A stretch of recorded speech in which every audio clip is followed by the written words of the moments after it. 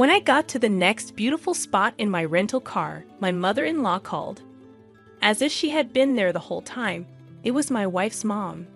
Then I asked, "Hello, Mrs. Johnson, what's up?" With a knowing look at my husband David. On the other end, her voice was crazy. "Leave David alone right now. Get your clothes in a bag and go to the bus stop by the rocks. Tell me what you're talking about, Mrs. Johnson. David is going to hit you. He's hiding a gun in the car." That's the game she was following. I can't believe David would. "Okay, I'll leave right away." Even though my answer was a little flat, it seemed to have persuaded her. She hung up right away. "My name is Emily Johnson, and I'm 29 years old. I work in an office. David and I got married last year, but because of the COVID outbreak, we only recorded our marriage. Because we've been able to travel since the plague is over, we're planning our late vacation. Our bosses were flexible and let us take time off for our vacation. We picked a national park because we wanted to take lots of pictures, even though we haven't been married in a while. David likes to edit videos for fun, while I like to take pictures of landscapes. We've even talked about making a YouTube account just for landscape movies. Since we got married, our life has been quiet but happy, but there has been one worry. Mrs. Johnson, David's mom. Her son David has always made her happy. Whenever David and I talked about getting married, she always seemed to be against me. Her sneaky advances against me in meetings happen all the time, and what's worse is that she does them without David knowing. Insidiously, she would disparage me whenever I received compliments or expressed myself during a family gathering. "Emily, did you make the stew? There's no one else like this dish around here, but it tastes good. That tastes really good. Could you tell me how to make the stew? I'd like to make it at home if it's easy. Did you enjoy it? I'm happy. I'm going to write down the recipe right now." "That's fine, Emily, but you might also want to learn some local recipes. It will make people praise you more." It works like that most of the time. She is not complimenting my one-of-a-kind stew. Instead, she is telling me to stick to the traditional recipes and not stand out. In fact, there was a lot of snark when the family left and Mrs. Johnson and I were doing the dishes alone. A frightening woman who was always striving to stand out by preparing such a salty stew and intended to give our family hypertension or something. I took a bite. "Was it too salty for you? Next time, I'll use less salt. I no longer even want to eat your salty stew. Next time, do something more traditional." But when David comes around, she acts much differently. Uncle John told Emily, "Thanks for the stew recipe. Your dish seemed to be a hit with everyone." "Really then? That's wonderful. What do you want to eat tomorrow?" "David, Emily, and I are going to make it together." She would smile and smile her way into our talk. To change the subject, it's so obvious that it's hard to be mad about it. After that, it became kind of a joke for us. The funny part is that David already knows about her double-dealing and sly jabs. I'm always in trouble with Mrs. Johnson when her son isn't around because she thinks he doesn't see. But David, my husband, already knows her and even films or records her in secret when things get too bad. David has never liked how his mother's love is too much, which is really just too much meddling. It seems to have even crushed his hopes for the future. So when we got married, David, not me, said we couldn't live together. Even though it was a happy event, Mrs. Johnson seems to believe that I was the one who lied to him. She can't see anything around her because she loves her son too much. I'm afraid she'll do something stupid soon. Another thing is that we finally chose the details for our late trip. With our interests in mind, we chose a trip through some of the country's most beautiful spots. I'm happily getting cameras and other tools ready. David is also getting a smartphone to record movies that doesn't have a SIM card. That's why we packed a bag with clothes and toiletries. On this trip, we'll be able to see mountains and drops. I want to take beautiful pictures, so we need to check the weather forecast too. That's right. Misty and beautiful landscapes are hard to describe, but I really hope it's sunny today. As we continued to get ready, we laughed together. But Mrs. Johnson still gets in the way, even now. That was a call.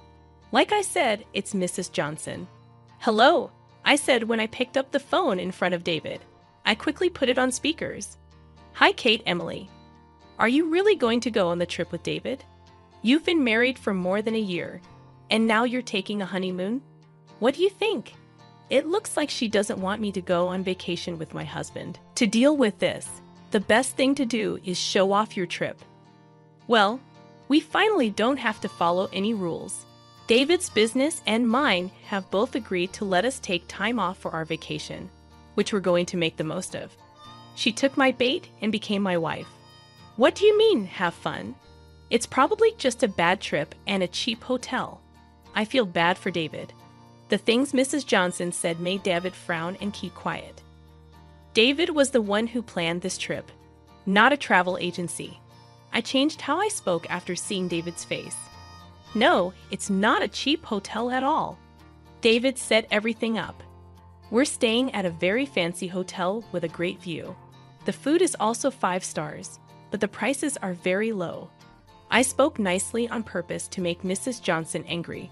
I'm always getting picked on, and this time she was making fun of the trip that David planned. A really high-end hotel. Why do you want to go with David? I want to go on that trip. David would want to show me how thankful he is for his family. After hearing about the very fancy hotel, she couldn't keep quiet. Now she's saying she wants to go on the trip herself. This is not the kind of honeymoon that a mother would crash. It's not going to happen. It's rude to step in on your son and daughter-in-law's long-awaited vacation. We'll make sure you have a souvenir. Saying goodbye, I hung up the phone, picturing Mrs. Johnson's angry face. I laughed meanly, and when I hung up, David had his head held up in front of me. I'm sorry about my mom, Emily. She tried to ruin our holiday, which I can't believe. She probably just wanted to express her deep affection for her son, she explained. Don't be worried about it. There was a hint of worry in my voice as I smiled at David, because I was so angry at her. I beat her at her own game, but I might have failed. What would happen if Mrs. Johnson got really excited about our vacation and started bothering us? This fear of mine turned out to be right in the end. From that point on until the trip left, Mrs. Johnson didn't say a word, not even a call. I thought she would tell David bad things about me. That also didn't happen. Even though her quiet scared me, we went on our getaway as planned. David's choice of beautiful places worked out perfectly, and I was happy with the whole thing. It was the best in every way. The view, the services, the food, everything. That's why I told Mrs. Johnson how great it was. We even asked the hotel staff to take a shot of us having dinner together. David, I'm so full. Thank you so much for setting this all up, I said as I fell asleep on the hotel bed. It felt so soft and cozy on the bed. David, my husband, was very happy to see me rolling around in bed. He said, I'm glad you like it. Let's go to the spa after you've had a chance to rest. I'll look at the pictures and movies we took today while we wait. The health spa. What a wonderful place. David suddenly raised his voice. He had been opening his laptop and watching me enjoy the soft bed. I finally asked, what's going on here? When I heard something strange in David's voice, I got out of bed and looked at his computer. Our plan for today was to rent a car and get around. We parked the rental car and took pictures and movies at every beautiful place we went. In some places, you could see the rental car in the background. That wasn't a problem in and of itself, but there were times when a strange person, who looked like a small woman, was hanging out near the rental car. Even though we couldn't see her face, we thought the strange person was a small woman. The suspect was opening the car door every once in a while. Oh, look at this. Because we were only there for a short time, we didn't lock the car, David said in a low voice through the screen. I knew what kind of hat the suspicious person was wearing. Hey, this hat. Doesn't Mrs. Johnson have one like this? When I said, yes, Mrs. Johnson has a similar hat, David's face went pale. That's correct. This is my mom's hat. David and I looked at the computer screen with wide eyes. The person who seemed sketchy was putting something black into the rental car. They looked like Mrs. Johnson. She looked like she was taking something out of the trip bag that she had left in the rental car. Then, after some time, the strange person left without taking anything. Something was put in the bag for the trip. I quickly threw it out. It had a strange weight to it. I didn't notice the change in weight because the bellman carried it for us when we got to the hotel. It was a bag with clothes and toiletries in it, but nothing important. It looked like nothing was stolen. After that, a strange thing came out of the bottom of the bag. What came out shocked David and me. What is this? You're kidding me. We were both very tired when we left the hotel the next morning. Because of the amazing thing that came out of the bag the day before, we were very busy. The phone almost always rang at the exact moment we got to the next beautiful spot in the rental car. It came from Mrs. Johnson. David was on the phone, so I told him to pick up. Hello, Mrs. Johnson, what's going on? The person on the other end of the phone from Mrs. Johnson sounded very upset. Get away from my kid right now. Get the bag with extra clothes in it and go to the Cape's bus stop. How does she know there's a bus stop close to the Cape where we're on vacation? What about our luggage? How does she know about things like the bag with the extra clothes? She called at just the right time, so I think she's probably hiding and watching somewhere. There were a lot of confusing parts of the call, so I asked Mrs. Johnson for a reason. Tell me what you're talking about, Mrs. Johnson. David is getting ready to attack you? He has a gun hidden in the car. Oh, I see. That's the case. I pretended to follow Mrs. Johnson's lead. Even though I already knew everything, it's not possible. David is hitting me. Okay, I get it. I'm leaving now. Even though my answer was a little stiff, I think I was able to trick Mrs. Johnson. Mrs. Johnson hung up right away. I waved to David, who was driving, and then took the bag and went to the bus stop. I didn't forget to act scared, of course. After that, I called the cops.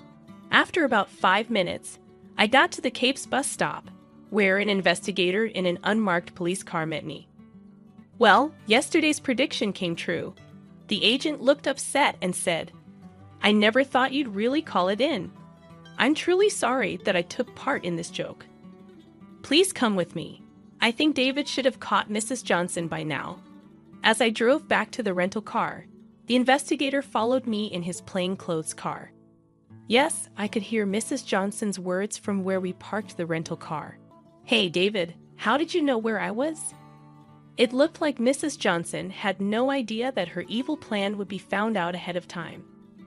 My husband found her hiding in the shade of a gazebo in the parking lot and caught her. Not right now. Today, I won't forgive you. Mrs. Johnson was scared by the way her husband looked like a demon. She was even more shocked when she saw me come back with the detective.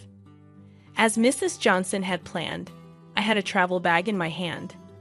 The moment Mrs. Johnson saw it, she yelled, Officer, arrest that woman right away. There's a gun in that bag, she says. She wants to use it to kill my son. Mrs. Johnson yelled at me in that manner, displaying a proud expression as she did so. I stood still in front of Mrs. Johnson and dumped the bag's contents on the ground. The pants were wrapped up in a small bag so that the men wouldn't be able to see them. While Mrs. Johnson looked for something, she couldn't find it. What? Where is the gun? It should be there since I put it there yesterday. Is this the gun you are looking for? The detective showed Mrs. Johnson a picture. It was a picture of a hunting gun put in a plastic bag. Upon seeing the picture the detective showed, Mrs. Johnson's face went pale. That shooting gun belonged to my late father-in-law, didn't it? Honestly, how did you manage to open the gun safe? When I found it yesterday, I thought my heart would stop. I gave it to the cops right away after calling them. Mrs. Johnson clenched her teeth and looked down when she heard my voice and the voice of my husband. Oh, Emily is to blame because it was in her bag. It has nothing to do with me. Mrs. Johnson began yelling out of panic. My husband and I both let out big sighs. The officer then came up to Mrs. Johnson with a big smile on his face.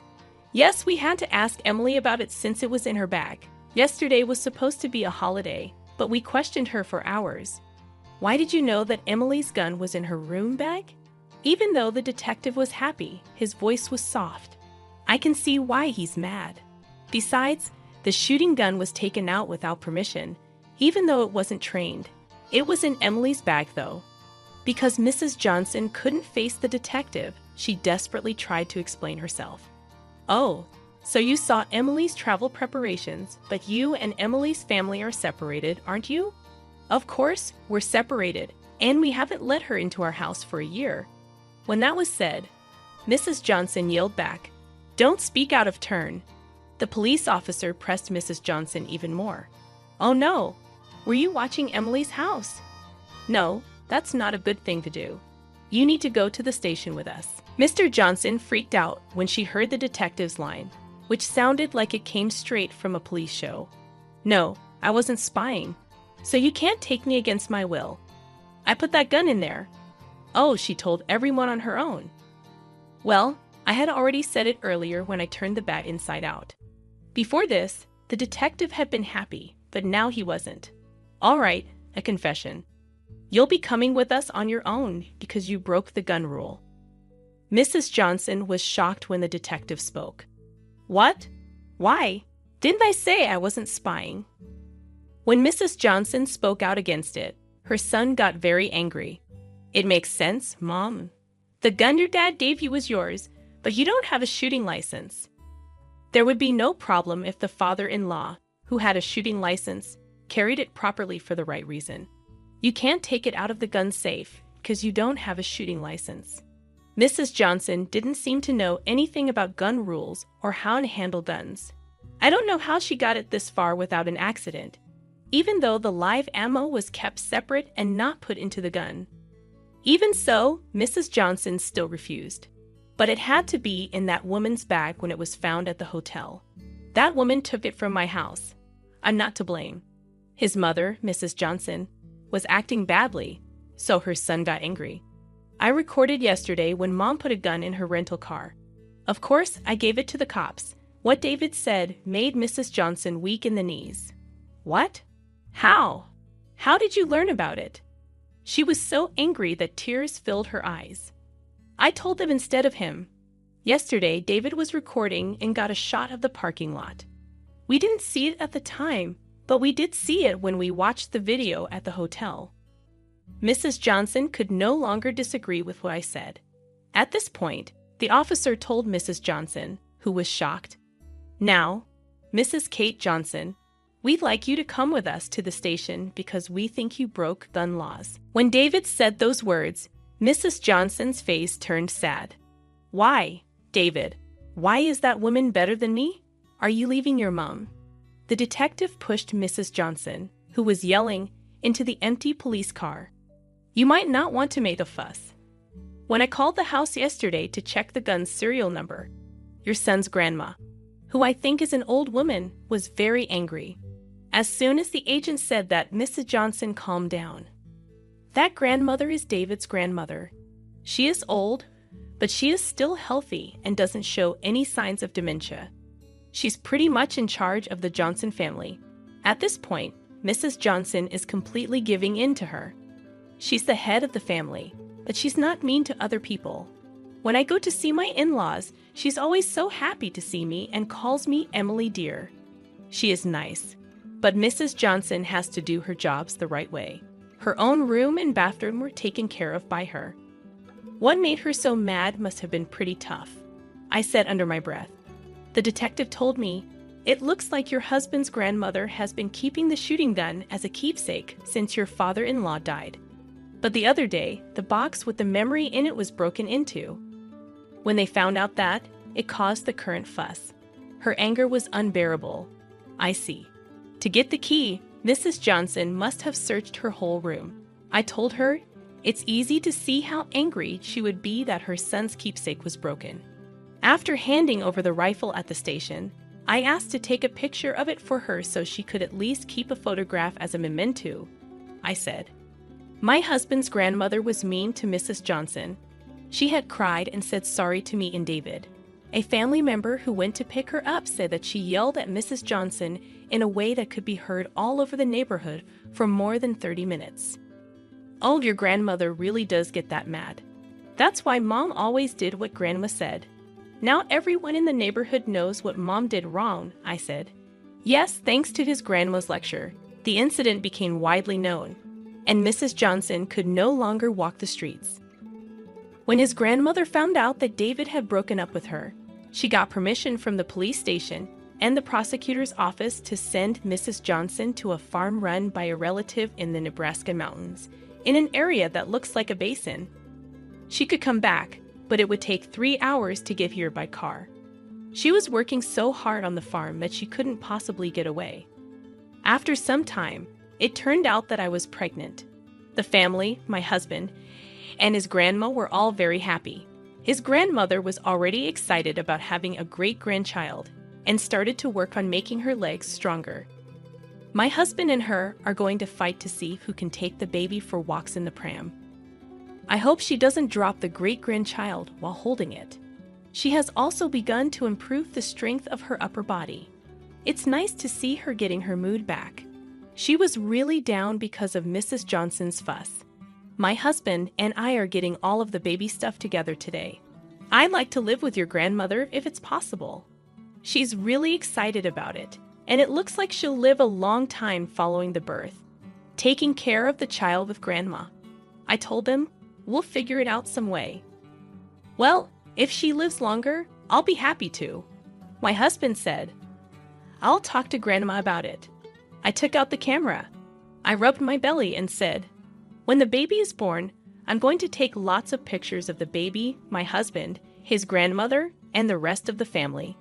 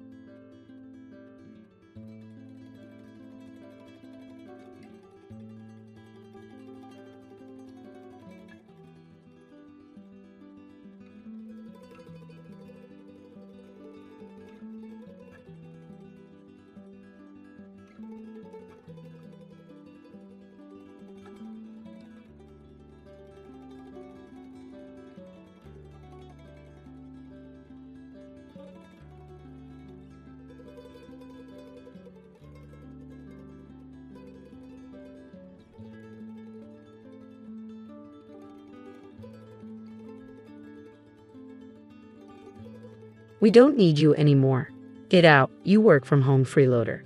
My sister's harsh words were echoed by my parents. Leave? I'm tired of being treated like a nuisance along with my dog. If they're going to be this way, then I'll make my own choices. That marked the beginning of my plan for revenge. My name is Kathy, a 33-year-old single woman who works as a freelance web designer. My job, which requires only a laptop, allows me to work from home at my own pace.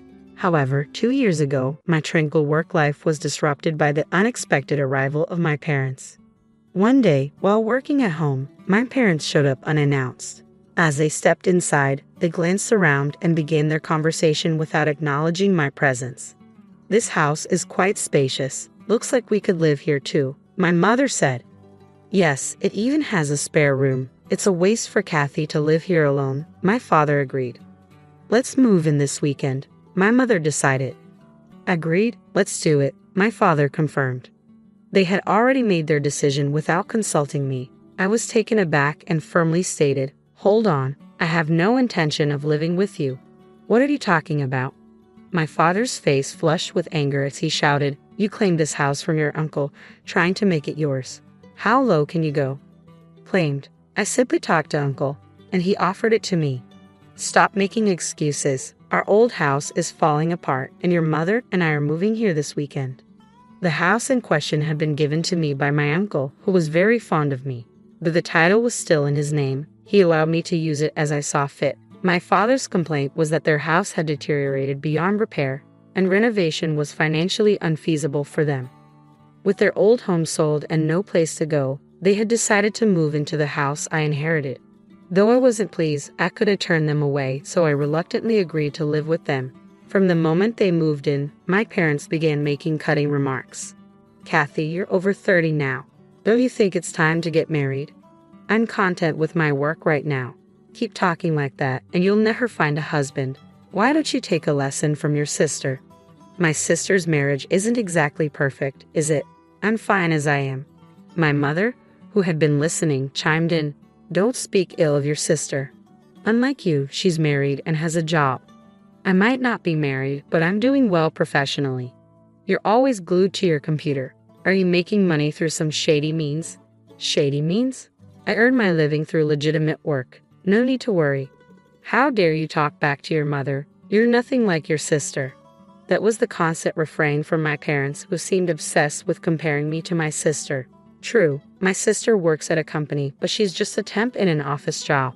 While I don't look down on temp positions, my freelance work actually earns me more. I understand that my parents' generation might not fully grasp the value of working from home, but their constant belittling was deeply hurtful. One evening, while I was preparing dinner for my ever-idle parents, the doorbell rang. To my surprise, it was my sister Sandy, weighed down by heavy luggage. "Sandy, what's going on?" I asked, bewildered. "Long time no see, Kathy. I know this is sudden, but I'll be moving in here starting today." I was stunned. "What? Move in here? If Uncle was going to give the house to someone, he should have given it to me." Sandy brushed off my confusion. "Didn't Mom and Dad tell you? I'm divorced now." "Divorced?" "Yes, and I'll be relying on you from now on." Ignoring my shock, Sandy marched upstairs and claimed one of the vacant rooms. Despite my resistance, my parents sided with Sandy, leaving me feeling increasingly stressed. Sandy, having quit her job after the divorce, spent her time criticizing me with our mother. "Hey Mom, isn't this dress adorable?" "Oh yes, Sandy, you look lovely. It'll suit you perfectly." "Really? It's so different from what Kathy would wear, don't you think?" "Well, Kathy is a bit plain, which is probably why she can't find a job. All she does is stay home and play online." "Mom, you don't have to be so blunt." As they carried on with their conversation, making sure I could hear every word, I felt a strong urge to retaliate. But I knew that reacting would only give them the satisfaction they sought, so I chose to remain silent and continue with my life. Then one day, a friend of mine had a litter of 4 puppies, and I decided to adopt one. I named him Muffin. He's a tiny black chihuahua with the most endearing round eyes. Whenever he looks at me, he wags his tail so vigorously it seems like it might fall off. Owning a chihuahua had been a dream of mine since childhood. Working from home can be quite lonely, so I hoped Muffin would bring some much needed companionship. "From today, you're Muffin," I said as I welcomed him into my life. Woof. I didn't consult my family before adopting Muffin. After all, this is my house, and I'm the one covering all his expenses, so their opinions shouldn't matter. When I brought Muffin home, their reaction was predictable. We didn't know you were getting a dog, my mother said. Yeah, and dogs can be smelly. I don't like odors, added Sandy. Kathy, how could you bring a dog home without asking us? We didn't agree to this, my father complained. I calmly responded, first of all, I didn't just pick Muffin up off the street. A friend gave him to me. I'm covering all his expenses, so there's no reason for complaints. If you're unhappy, you're welcome to leave. Initially, they were all fuming, their faces red with anger. But within a few hours, Muffin's adorable antics won them over. Aren't you cute? Are you mommy's little darling? Or maybe daddy's? Look over here, sweetie. Their anger seemed to vanish as they doted on Muffin. It was as if their previous irritation had never happened. From then on, Muffin became the center of attention, and my family's hostility toward me lessened. Life became relatively peaceful. However, one day, this tranquility was shattered. While I was out running an errand, I received a frantic call from Sandy. Hello, come home right now. What's going on? I asked, taken aback by her urgency. She was livid as she yelled, Muffin had an accident on my clothes. What if they smell? Just wash them, and it'll be fine. And isn't it your fault for leaving your clothes on the floor? I retorted. What? It's my fault? It's because you didn't train Muffin properly. Enough. Muffin is still a puppy. If you'd taken him for a walk, he wouldn't have had an accident. You were excited to walk him today. Did you actually do it? Well, I was planning to take him later. And that's why he's having accidents. You owe me for the cleaning costs. When I returned home, Sandy was still fuming, and both my parents were glaring at me alongside her. Sandy threw the soiled clothes at me, seething with anger. I'm going to charge you for the cleaning. Okay, why should I? This happened because you didn't take Muffin for a walk and left your clothes lying around. Shut up. Don't talk back. It's your fault for bringing this stupid dog into the house. What are you going to do about it? Stupid dog? You were just fawning over him earlier. Isn't it a bit harsh to call him names just because he had an accident? It's because of your poor training. Take responsibility. Why can't my family think beyond their own convenience? While I was reeling from my sister's selfishness, my parents joined in. Kathy, shouldn't you at least apologize to Sandy? That's right. All this trouble started because of that dog you brought home. Seriously, can't you both leave it at rest? Puppies are like babies. They make mistakes. Pathetic. This situation only happened because of this stupid dog. Kathy, you made the right choice by not getting married. If you had a child, I bet you'd handle that any better. What? How dare you say that? If you'd taken him for walks and kept the house tidy, this wouldn't have happened. Sandy's frustration peaked. She pointed at me and declared, I can't take it anymore. I don't want you or this dumb dog. Get out of this house. What? Didn't you hear me? Get out. We don't need a freeloading home worker here. A freeloading home worker? How can someone who's currently jobless make such accusations? And who's covering the household expenses? It's me. As I stood stunned by my sister's outrageous demands, my parents joined in. That's right, Kathy. Leave. Your presence only makes things worse. You're a jinx. All three of them kept shouting, Get out. My anger reached its breaking point. That's it. I've had enough. If this is how it's going to be, just wait. I resolved to take revenge on my family, packed my things, and left the house with Muffin. In the end, Sandy added to the chaos. This is all your fault. If you just listened to me, none of this would have happened. They still don't seem to grasp the gravity of their situation, even though trouble is clearly looming. Well, let them enjoy their time in the house. I suppressed the smirk and left with Muffin and Tao. A few days later, as anticipated, Sandy called in a panic. Kathy, help. The house? What happened to the house? They've told us we need to vacate by the end of the month. What's the problem with that?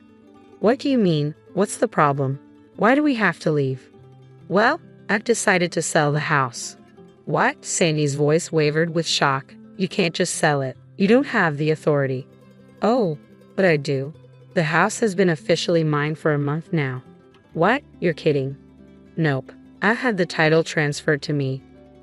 When you told me to leave, I consulted with Uncle. He said, the house is yours now, Kathy. Do what you want. Get away from that stupid family as soon as possible. No way. Whether my parents were listening to the conversation through the phone or not, they began to panic. Kathy, stop this. We have nowhere else to go if we leave. Exactly. It's unthinkable to treat your own family this way. If you're a good daughter, show some respect to your parents. Respect? I replied, my voice calm but firm. What respect are you talking about? You've always belittled me. For years, who do you think supported you? When you had nowhere else to go, I let you live with me even though I didn't want to. My parents were momentarily speechless, their usual confidence faltering. And who kicked me and Muffin out and treated us like nuisances? You did. Now you want to enjoy the house you took from me. It's despicable. You deserve the consequences. My father's voice was full of desperation. Please help us. We're sorry. I don't care. You're on your own. Figure it out yourselves. With that, I ended the call with a decisive click and promptly blocked all my family members' contacts. Muffin looked up at me, ears perked and eyes wide, sensing my distress. I scooped him up into my arms and whispered, I'm sorry for shouting, Muffin. It's all right now. I'll make sure to protect you. I'm so relieved we're away from that family who didn't treat you right. It wasn't long before I heard that my parents and sister had been forced to vacate the house at the last moment, despite their desperate attempts to stay. With my father's meager income and both my mother and sister unemployed, they were struggling to make ends meet. Rumor had it that my sister was now being pressured by my parents to find a job, and their family dynamic was deteriorating rapidly. Although I'm not interested in their situation, it's clear their living conditions have worsened since I left. They're simply reaping what they've sown. As for me, I'm embracing a new chapter in a pet-friendly apartment, where I can enjoy life with my beloved Muffin. I can work on my own terms without anyone to complain about it, and spend my earnings on just the two of us. Life feels incredibly fulfilling now. Muffin, let's head to the dog park today. Woof! Muffin seems more spirited, perhaps relieved by the absence of the chaos from the old house. From now on, my goal is to cherish and protect Muffin and to savor a peaceful